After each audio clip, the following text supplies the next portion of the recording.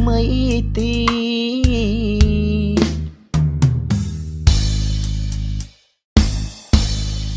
ដឹងហើយមនុស្សស្លាប់គេមិនអោបខ្មោចគេឈ្មោះអាសោចវាស្អីជាងខ្មោចដែលស្លាប់ក្រគ្រៀតជ្រុលជាមេម៉ាយមេម៉ាយឲ្យមានមៀតកុំឲ្យប្រុសព្រៀនអាយទៀតដល់ថ្លៃខ្ពស់ទៀបដូចត្រីក្នុងផ្សារ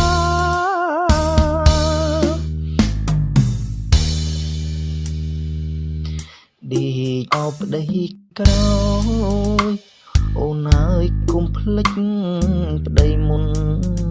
ខែបុណ្យខែទៀនតូចតន់ឲ្យធូកបន់ស្រន់ភ្នោប្តីផងណាអូយចាប់ប្តីស្ងប់អូនអើយមិនល្អភ្នែកញៀតប្រុសស្រី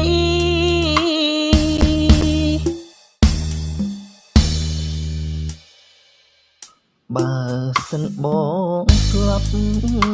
សូមអូនកុំ